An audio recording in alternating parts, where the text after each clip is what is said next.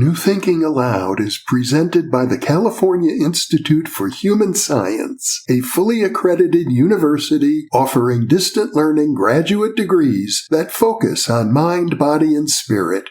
The topics that we cover here. We are particularly excited to announce new degrees emphasizing parapsychology and the paranormal. Visit their website at cihs.edu.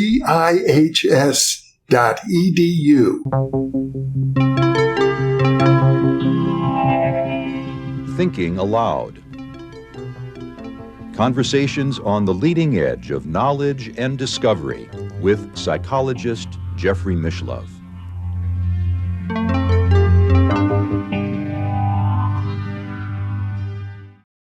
Hello and welcome. I'm Jeffrey Mishlove.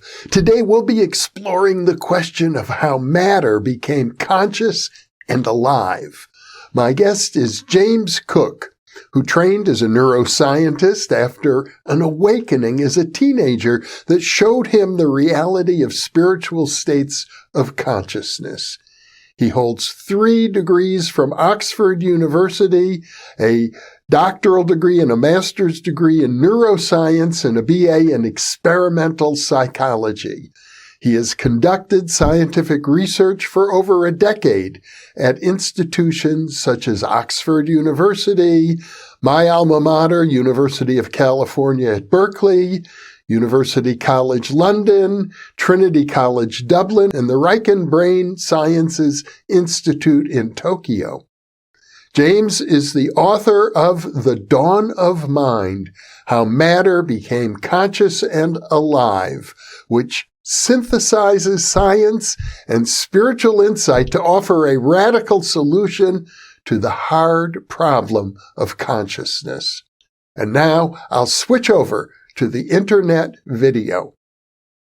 Welcome, James. It's a pleasure to be with you. Yeah, it's great to be here. Thanks for having me.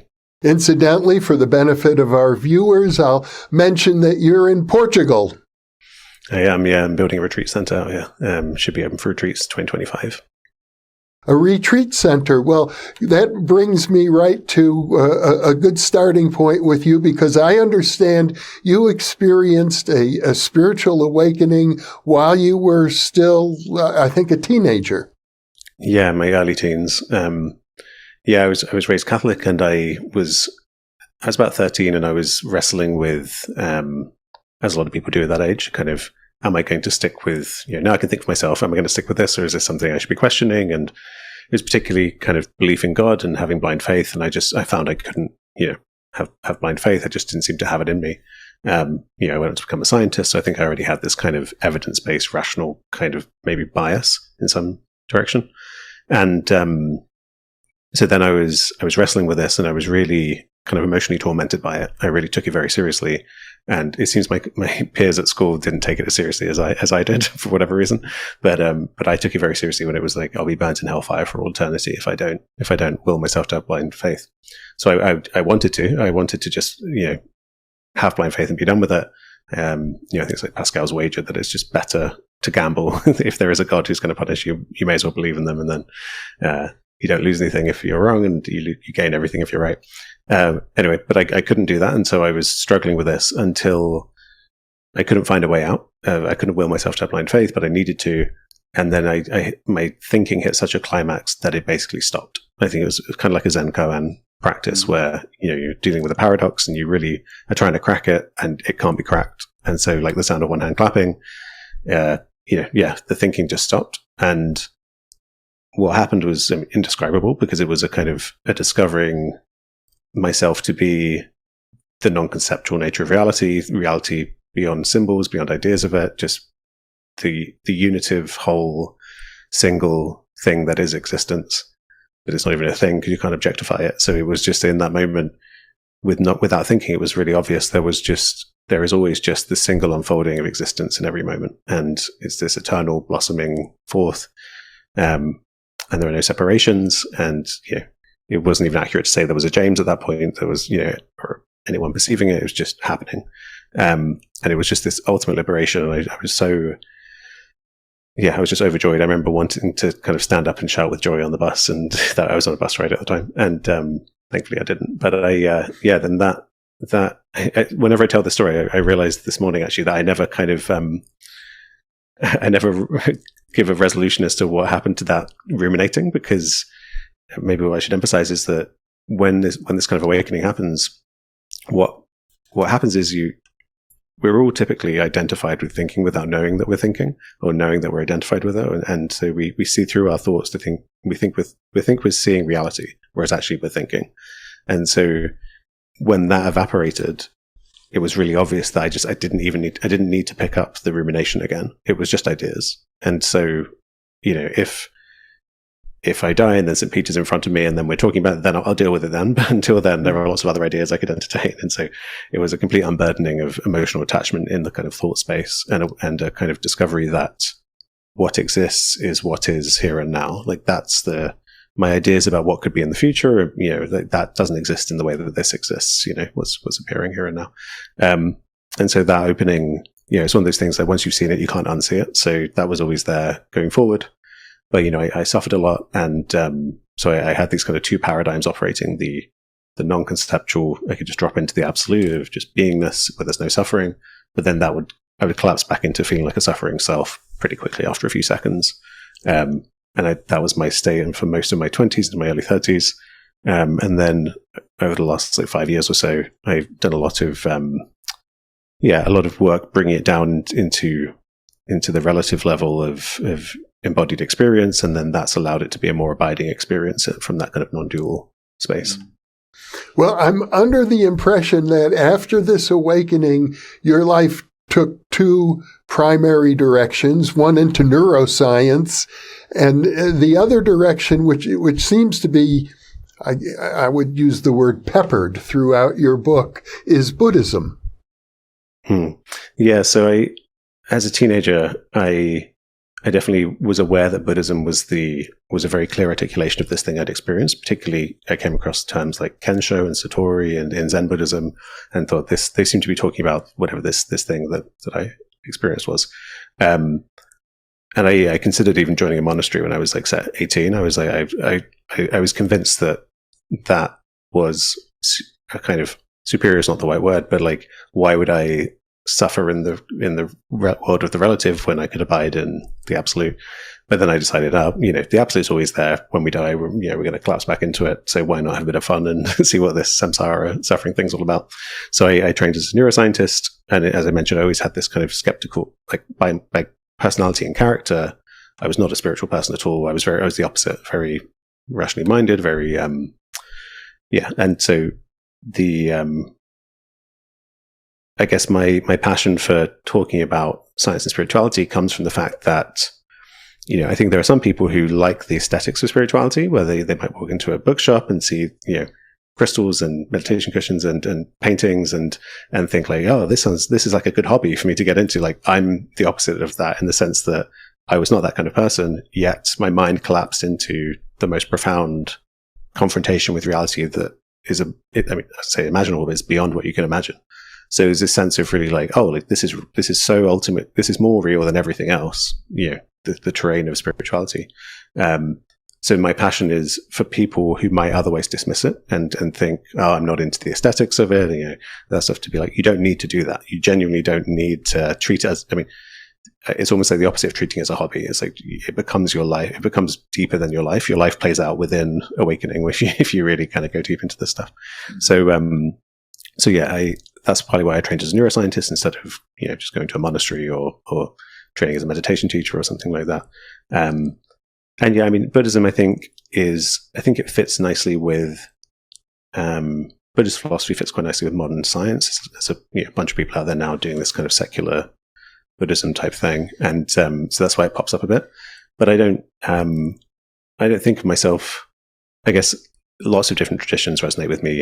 Advaita Vedanta in Hinduism and even Christian mysticism and Sufism. So it may be overrepresented, but because what they're all fingers pointing to the moon. None of them have the copyright on awakening, enlightenment, this stuff. They all point to it in different ways. But yeah, I think Buddhism is maybe particularly clear if you're trying to write it down in a book to communicate to someone, rather than Christian mysticism's a lot more of a felt thing. To be specific, I wonder, have you taken Buddhist vows? No. So I don't think of myself as, I'm not a Buddhist, I'm not religious. Okay. I don't belong to any religion, so I'm very much just a kind of a secular person who's like doing science and, so because what this whole awakening thing is about is the non-conceptual nature of reality as it is before, when our ideas are not coloring it and shading it, I'm very I'm very wary of becoming attached to any system, because any attachment in that space, in the space of ideas, is the obscuration of the non-conceptual radiant nature of reality. So even though I say like Buddhism, I think is a particularly good map, it's still a map. And so if you identify too much as a meditator or a Buddhist or I think those can be pitfalls. We have that in common because I consider myself largely a secular person as well. Yeah. One of the things I do notice about your book is you made a point, though, of emphasizing a principle which I think is a very Buddhist principle, the idea of emptiness. That I know in your book you've said reality begins with emptiness. Yeah, I think my metaphysical picture, I think Taoism is maybe the closest. You could almost say my book, The Dawn of Mind, is a re-articulation of the Taoist vision of reality. But yeah, with the addition of emptiness, that's why Zen Buddhism, which came out of a synthesis of those two traditions, I think is particularly resonates with it. So yeah, it's a picture. What I'm describing is a picture of reality where, well, I'm doing two things really. I'm offering a synthesis of science, spirit, and spirituality, which is very much a kind of metaphysical picture of reality, what's going on at the deepest level. That takes you outside the realm of science. So as a scientist, I'm offering that if it's nourishing to people, if they find it interesting, but you don't need to believe that or take my word for it. This is intellectually, we're out on a limb when we're speculating about this stuff. The other half of the book is about the science of consciousness and how I think it comes into existence with life. And we can talk about there's the relationship. When I say it comes to existence with life, that you could tell a very kind of straightforward scientific story of there are organisms that come to know the world around them, and that's that. Or you can look at it another way and say, well, actually, what life is the universe kind of reflexively knowing itself. So I've said before, the life forms are the eyes with which the universe sees. So because of emptiness, the flip side of emptiness is interdependence. So when you're seeing through concepts, you think things have an essence. I see a glass, and I think, well, that has essence of glass in it. In ancient Greece, you had this idea of the ship of Theseus, which is like, okay, there's a ship, and you swap it out with the planks, and once every single bit has been replaced, can you still say that's the same ship? And the reason that's kind of a head scratcher for some people is because we think there is an essence of ship there, or that particular ship, and that just turns out to be a psychological process rather than something that's true in reality. So that's emptiness. The ship is empty of any inherent essence. It only exists as an interdependent combination of things. So everything is like that. James is like that. Trees are like that. The Buddhist poet Thich Nhat Hanh had a beautiful example of a flower as an example to illustrate emptiness, which is to say that the flower invokes everything, its existence invokes everything else in reality. So its leaves imply the existence of the sun from which it gets energy, its length implies gravity on the earth, and its roots imply the existence of rain clouds. And so it's full of everything except for a separate independent essence of flower. So interdependence and emptiness are the same insight, really, or two sides of the same coin. And so with that vision of the nature of reality being interdependent and not made of separate objects, separate things with separate essences, that's why you get this conclusion that we are the eyes with which the universe sees, because the organism isn't something separate to the rest of the universe. It's like a wave forming in the ocean of the universe. So the picture I'm presenting is, I guess I want to make it clear that this is how it synthesizes science and spirituality. It's actually, if you say life forms are conscious, you might think that that's quite far from spirituality because you're talking about a physical organism. But actually, I think the core of consciousness is a kind of formless awareness. And I think that formlessness is the same formlessness that is the kind of space of potential out of which physics arises. So at the core of existence is a kind of potency, a kind of potent void, an empty, generative foundation. And I do think that consciousness is a straight kind of plumb line straight to the center of existence in that sense. So I think that's why people become idealists, as they kind of, with awakening, often people think only consciousness exists, and it really feels like that because you are connected to the foundation of existence. But I think there's this subtle thing where I do think it takes that reflexivity for the lights to come on. I think you need that reflexivity of the organism interacting with the world. Otherwise, you just have potent void without awareness. Is my conclusion. Well, I think you've just summarized the heart of your philosophy right there. Is that correct? And it's beautiful. It seems to me that it resonates very much with, we recently had a discussion on this channel, and I know you've written about the philosophy of Alfred North Whitehead, process philosophy. That seems to be the basic route you're taking. Yeah, there's an analogy there where he emphasized this potency, this kind of, that the world is, there's a pole of potentiality, and then in every moment, reality is kind of a collapsing into actuality. So you could take a subatomic particle and then it's a wave until it's observed, and then it collapses into an actual position. And so reality is I think, this interwoven tapestry that's a process that's always in flux, always changing, and it's a holistic single whole. And the difference between me and Whitehead is Whitehead's position was called pan-experientialism. And so he would, you might say something like, all we know for sure exists is experience, because that's what's happening right now. We never know anything outside of experience. So all our knowledge comes to us from experience. So we can generalize from that this happening, this thread of existence, this tapestry of existence, maybe it's made of experiences, maybe, and so in that view, everything would be associated with experience. The subtle difference with me is that I do think the physics of a rock, I don't think those events are made of experience. I don't think they are experiences. I think they are empty relational occurrences, happenings. And I think it takes life for the lights to come on. So it's a bit like, I mentioned how this is similar to Taoism. If you think of the yin yang symbol with the white portion, if you think of that as kind of form, and then the black as formlessness, then in an idealist or pan-experientialist view, you might say every single bit of that, if that represents existence, every bit is in awareness. There's everything saturated with experience. I'm saying experiences arises at the line where they meet, basically. But it's still, it doesn't matter. Awareness is beyond any personal qualities. So the awareness associated with your body and the awareness associated with my body, they're the same awareness. There's, I think it was Rumi who wrote that there's, I can't remember, it's like many lamps, but only one light. It's like one phenomenon of light. And so, to me, it doesn't matter that, in my opinion, consciousness isn't a unified field. It's a bubbly phenomenon, but it's like, I don't think that makes much of a difference. It's still, the bubbles are all made of the same thing. You purport in your book to be addressing the hard problem of consciousness. And I think most of our viewers understand the hard problem, but probably a good percentage don't. So we could maybe begin by having you summarize how you see the hard problem of consciousness.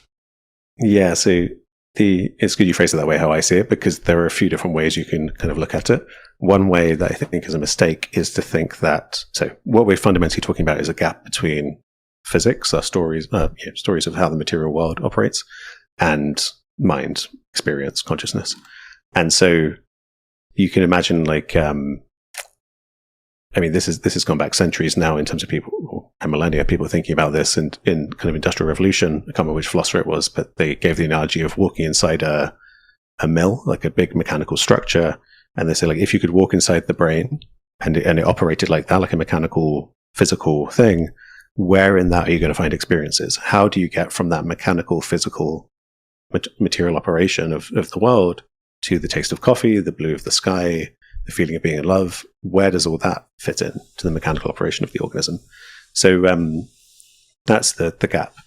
And I think the mistake is to think that a scientific theory is going to somehow, that the gap is between our theories of the world that we use in science and then experience itself. The theories are never going to jump off the page and subsume your consciousness. And the theories, that would be like trying to pour the ocean into a thimble, because they're just concepts. They're humble maps, in my opinion, scientific theories.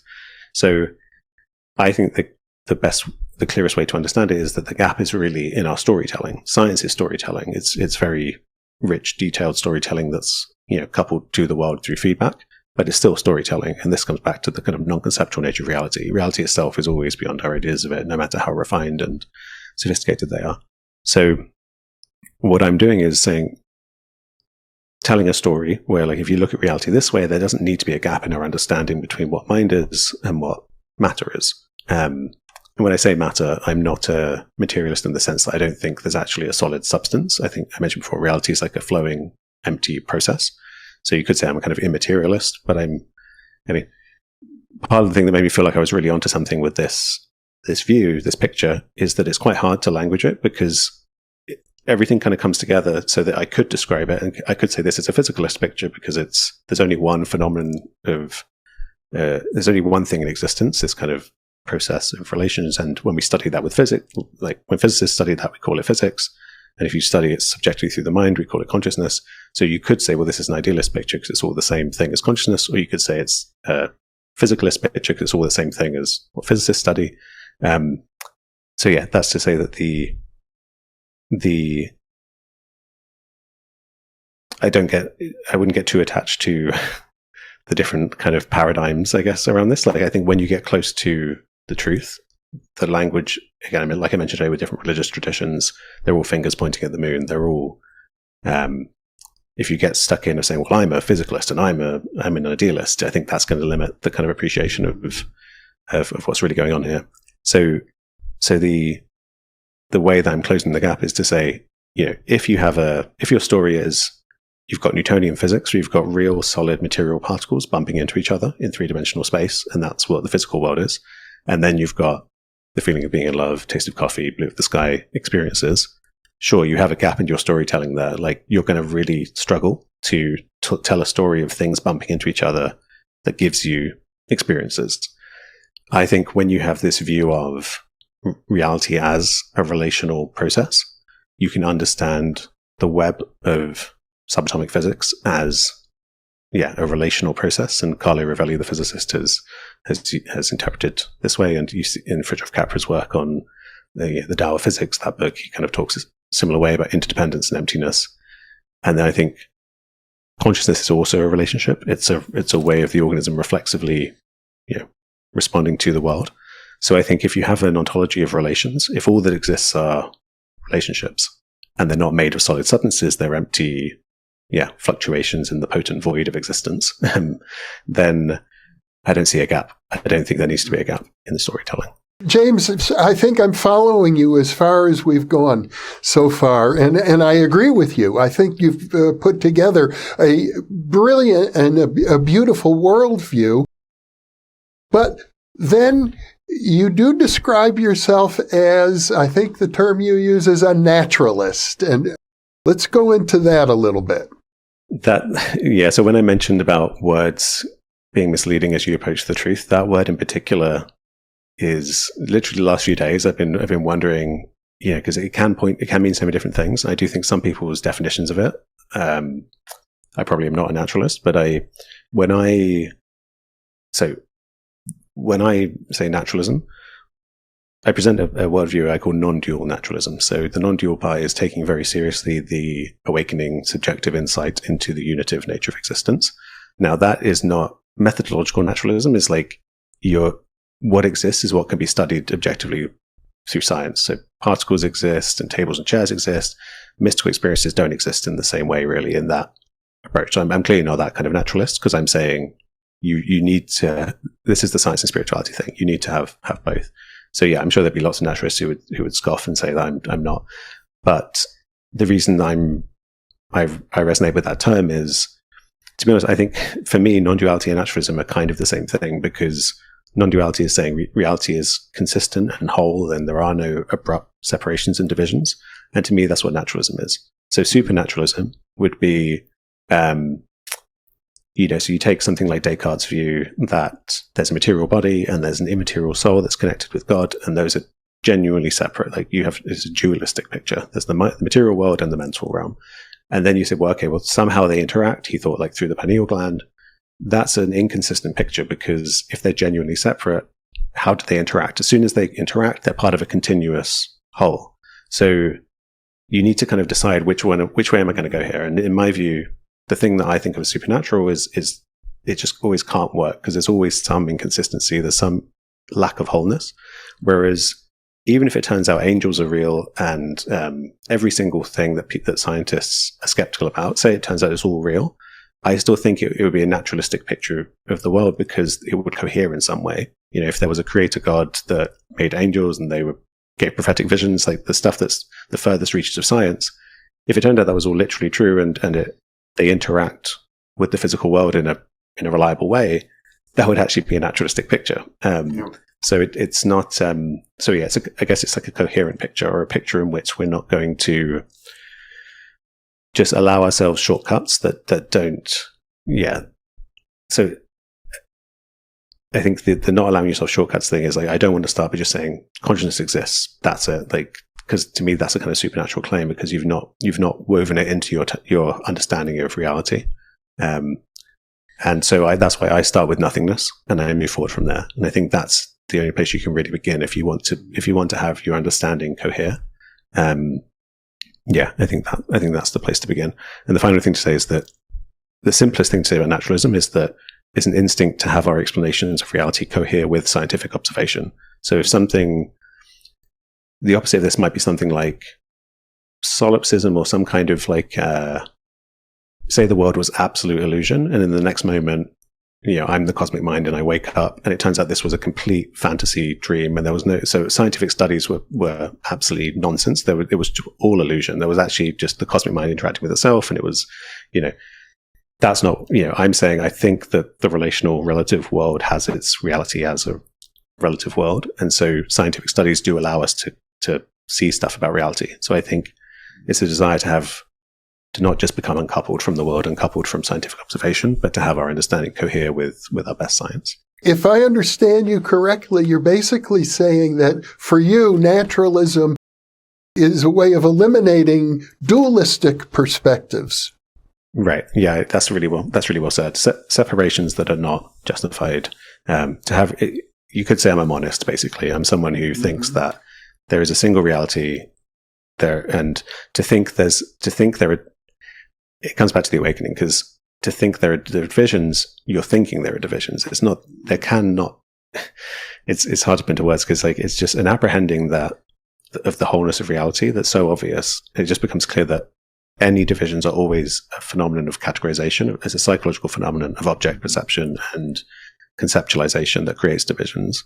And once you've seen that the divisions you thought were real were in your mind, you would never then make the mistake again to think that real divisions could exist. It's like if your parents told you Santa was real, and then one day they tell you when you get older, okay, no, they're actually not real. He's not real. You've had your paradigm dispelled. Most people don't then say, all right, well, I'm now going to, well, maybe you don't know, maybe Santa is real, and I'm going to spend the rest of my life trying to find him. The source of the delusion has been corrected. And so that's kind of how it is with awakening, that you wouldn't think that division can really exist in reality once you've seen that every division you ever thought existed was only an occurrence in your mind. Of course, the way naturalism is used in the world at large, as you point out, isn't exactly the way that you see it. And as a parapsychologist myself, I couldn't help but notice that your book was published by Prometheus Press, an organization that is associated with the Scientific Committee to Study the Claims of the Paranormal, which is basically a scoffing organization, an organization that regards the 150 years of empirical data regarding the paranormal as a taboo topic that must not be discussed. And I noticed in your book there wasn't a hint of any of the data in parapsychology. So I need to ask you how you really feel about that. I think you're right that there's a you could say a kind of culture war around parapsychology and mainstream, science, or the skeptics, people who push back against it. So it's not been something I've paid attention to in terms of, I come out of straightforward kind of neuroscience, but I had this awakening. And so it's not, I didn't have colleagues in parapsychology. I haven't looked at literature. And I used to, and who I am as someone who's interested in science and spirituality is someone who is by temperament skeptical, but had this experience that showed me that the kinds of take awakening, I would have been very skeptical about it if it hadn't happened to me. I'm sure there'll be people with my kind of temperament who will be skeptical about what I'm saying. So I know it's possible. To be really that some people know things, and the people who are skeptics are deluded. Like they're really just, they don't want it to be true, or they don't want to open up to these things. So I definitely entertain the possibility that there's lots of good research out there in the parapsychology stuff that hasn't filtered through to people like me because of a kind of a sociological phenomenon in science where the mainstream just doesn't want to accept it. But yeah, I haven't looked into that stuff. And so, but I think that the fact that science is conducted by fallible humans who have their own emotional gut instinct responses, you mentioned kind of scoffing, like I believe you that I think a lot of the time people respond from a gut instinct level and then rationalize it afterwards. And so I would have been like that for most of my life, I think, and I would have just dismissed, but it would have been coming from an unconscious emotional place of not wanting it to be true rather than a rational looking at the evidence. Where I'm at now is on my own personal journey of kind of healing a lot of the emotional stuff. I now am very light around it in the sense that if it's true, like great, I want to know. Like I'm very open minded now, but I found the reason the skepticism is a very, maybe like with naturalism, maybe I should explain what I mean by skepticism in my case, because the whole non-conceptual thing where you shed concepts and you ground yourself in being beyond thought. As you do that, your ego, your sense of self, your mental apparatus, really, it's very normal for it to start going kind of haywire and start to like wanting to find some rigid new ground, like new beliefs. It sheds the solid ground of thinking the world is a typical way of experiencing it, made of solid material, separate objects, and you get thrown into this wonderful non-conceptual flow of existence.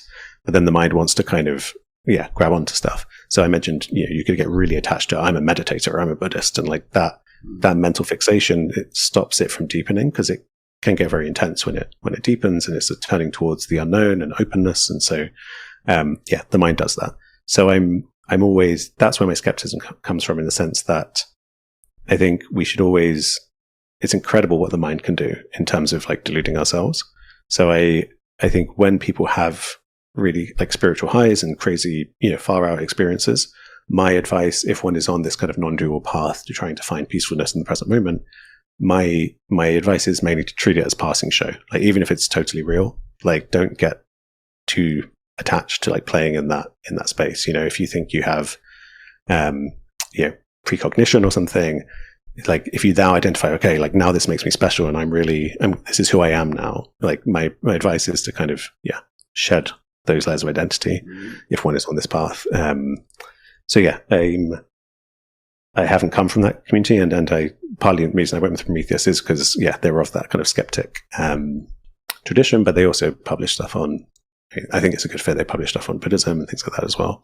I hope what I aspire to represent is a healthy balance between science and spirituality, and to not have that unconscious groupthink thing where it's like, well, I'm in this gang, so like screw you guys, you're definitely wrong, or you're on either side. Well, I think it's fair to say that you've worked as a neuroscientist in laboratories around the world. Mm-hmm.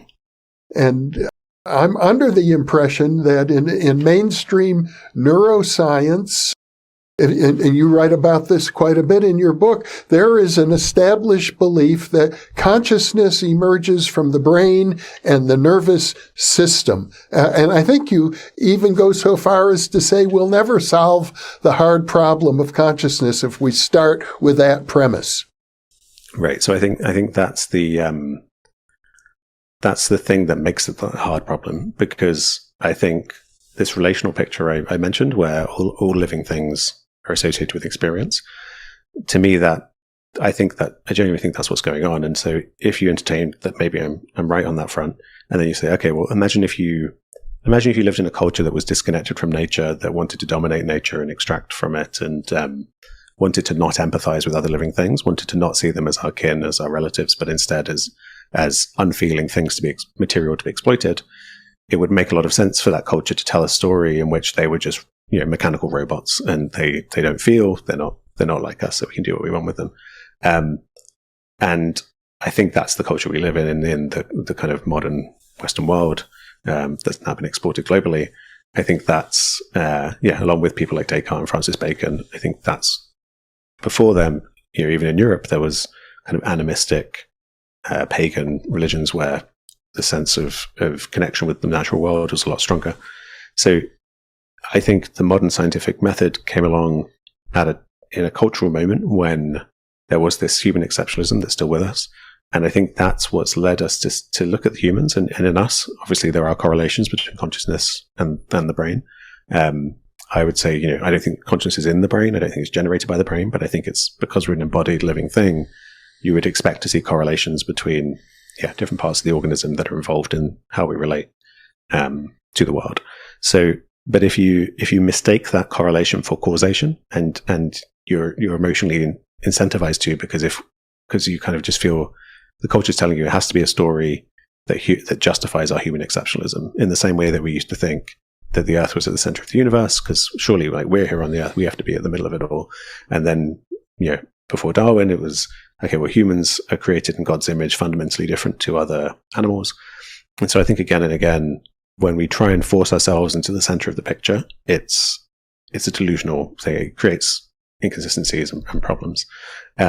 So I think another way of stating the hard problem is to say, okay, well, I have experiences, and something like a single-celled organism, or maybe for a lot of people, they might think even a worm, like, doesn't have experiences. It's just a robot. It just responds by reflex. So why is that? What's the additional special thing in me, in the mechanical physical operation of my organism, in my brain in particular, that gives rise to this extra thing of consciousness? And I think once you frame it that way, you can't then recover the relational picture I'm talking about, because you've inherently separated off.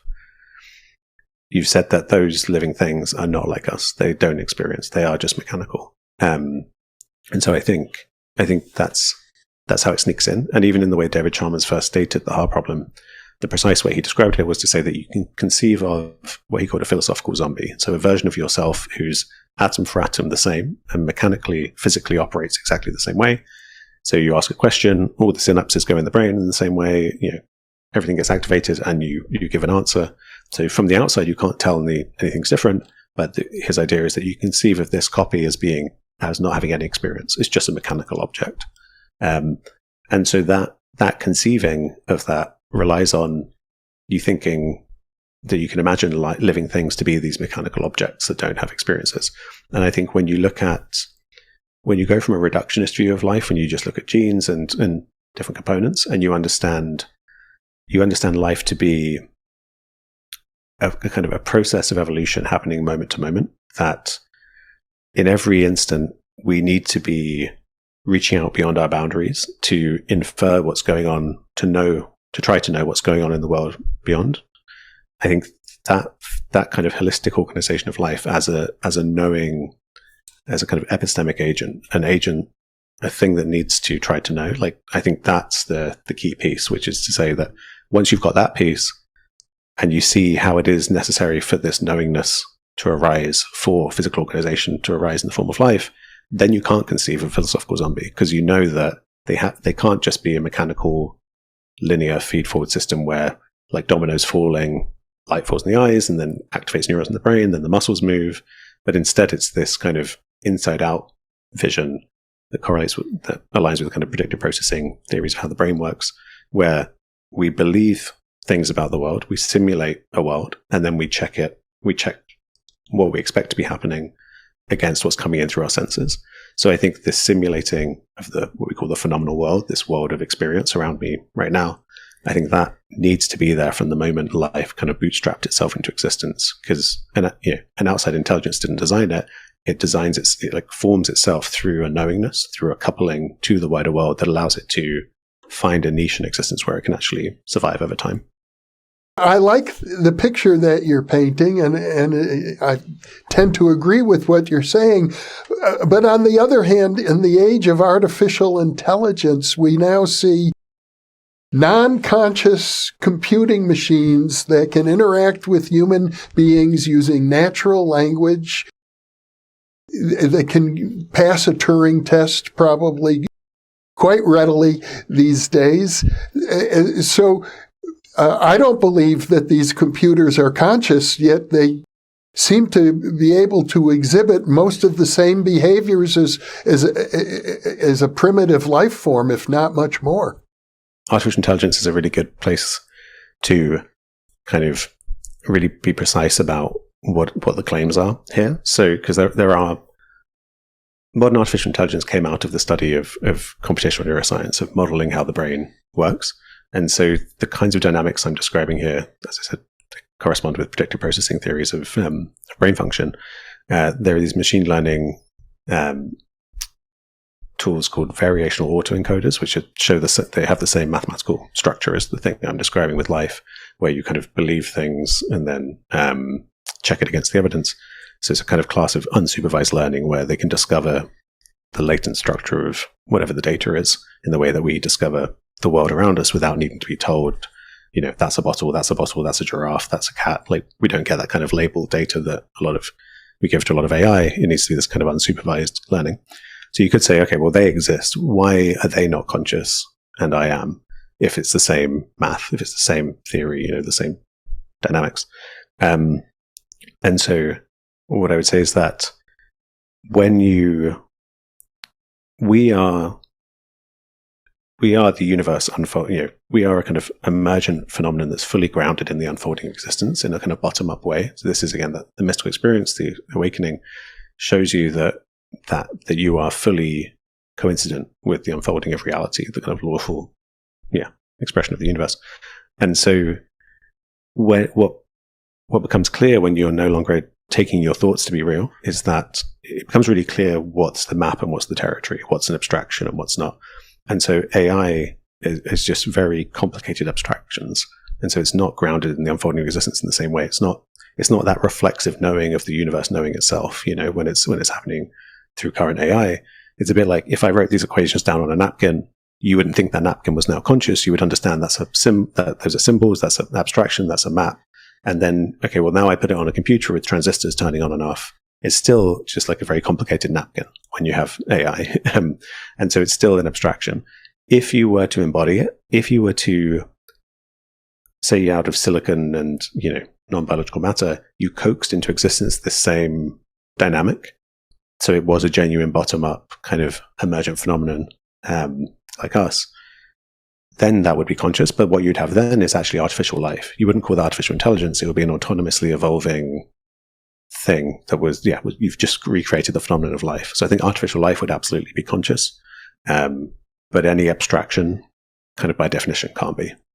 All right, that's a very clear description. In other words, you're suggesting that it's conceivable that an android like Data in Star Trek could actually be created and become conscious. You'd have to kind of coax it into existence, by which I mean you can't design it and then, if you think of how if you want to create a whirlpool in some water, you could fill up a bathtub with water and then pull out the plug, and the combination of the gravity and the water and the space underneath creates this emergent structure as kind of the gradient dissipates. We are that kind of energy dissipation gradient as well, so as living things. So if you were to create an android, it would have to be that you've created the right circumstance for this evolutionary process to be coaxed into existence. you can't just, you wouldn't be able to design it, build it, and set it going in the same way that if you try to arrange all the particles, if you try to arrange all the molecules of the water and then push them all at the same time to create the whirlpool, it's just not going to work. That's not what a whirlpool is. This is the interdependence. The whirlpool can only exist because of how everything else is in existence around it that's relevant, in the same way that the flower can only be a flower if the sun exists, and if gravity exists. It'd be artificial life is the simplest way to think about it. I know you refer to the work of Francisco Varela and the idea of autopoiesis. Right. Can you elaborate? Absolutely. So it took me a long time to kind of really figure out precisely where the differences are between my view and this whole tradition of what's called enactivism. Because in Varela's work, he points to a deep continuity between mind and life, and so autopoiesis is this self-perpetuation and self-organization of life. And so he argued that entails cognition, that entails the kind of the parts of the mind that we can observe objectively. So in the same way that we can observe sensory processing and action and memory storage and those things. And then there was a lot written about where consciousness fits into this picture. And so I think the way I understand now is that, I describe that I think of myself as a naturalist. I'm a scientist. I study, I start from that viewpoint.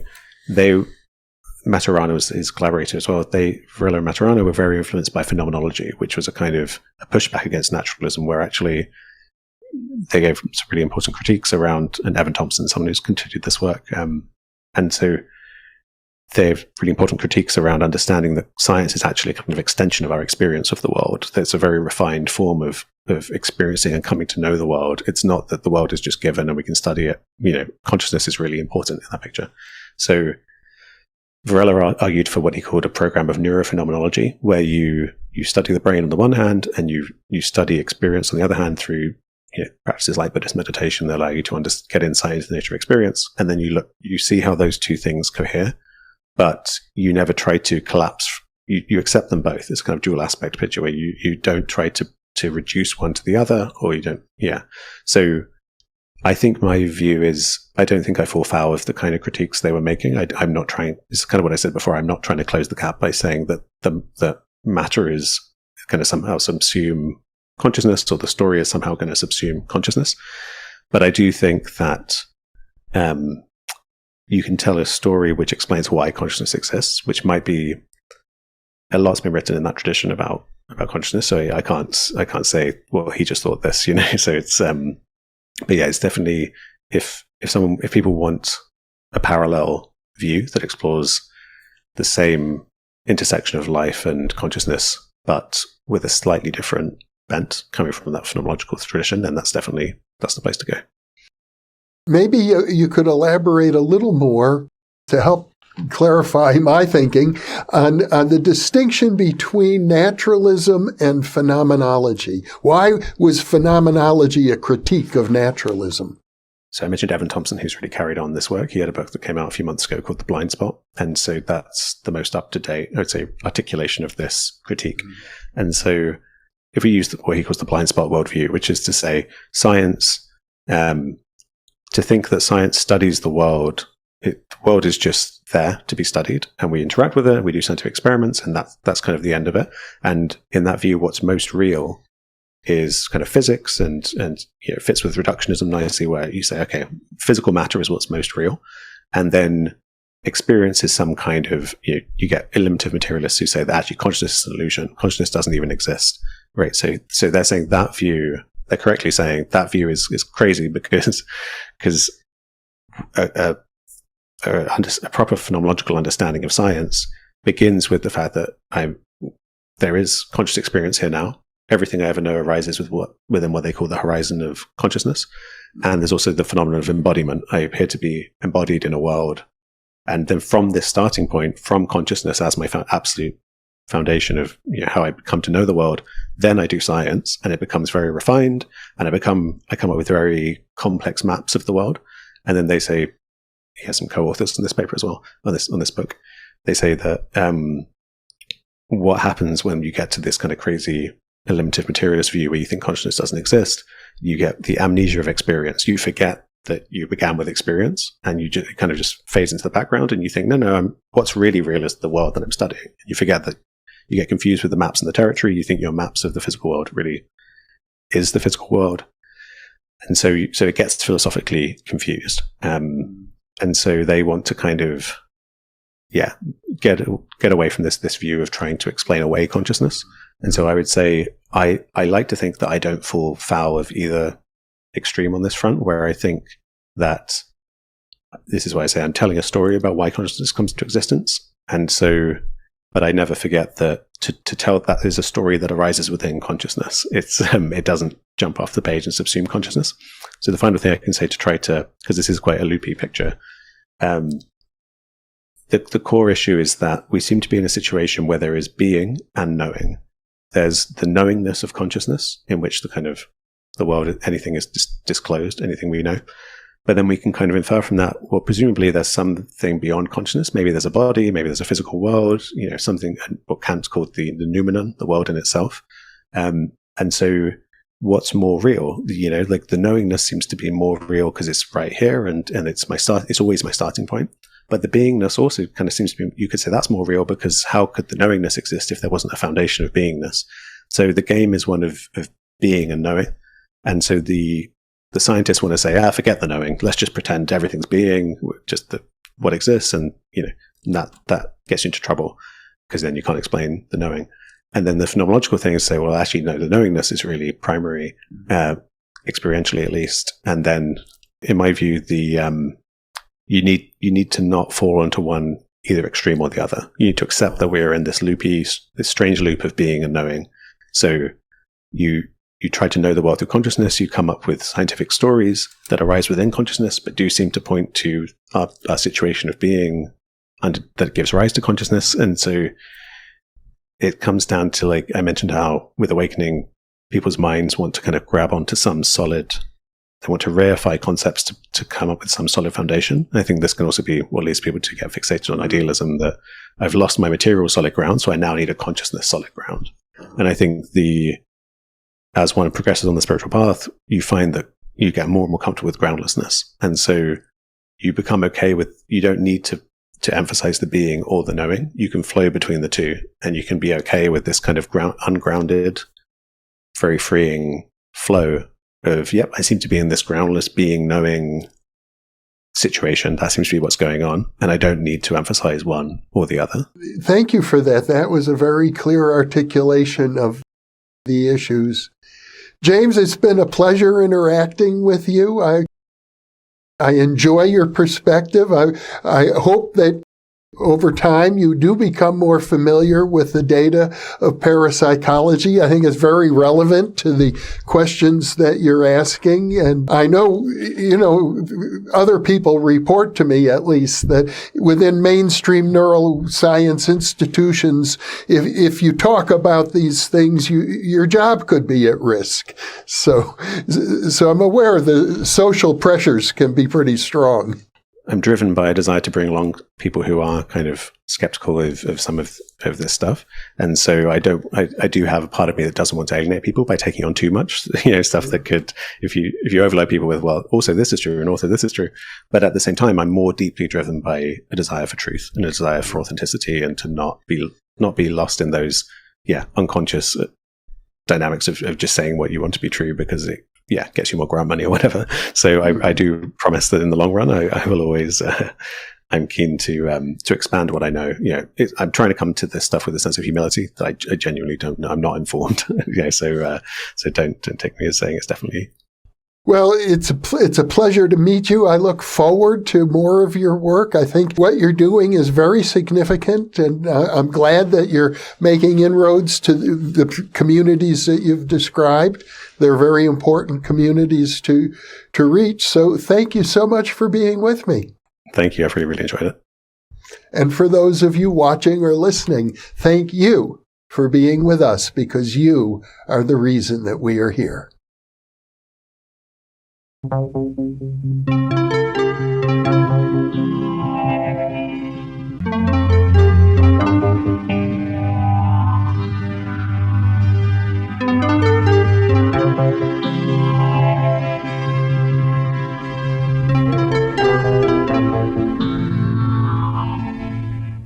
Book 3 in the new Thinking Aloud dialogue series is UFOs and UAP, Are We Really Alone? Now available on Amazon. You can now download a free PDF copy of issue 7 of the New Thinking Aloud magazine or order a beautiful printed copy.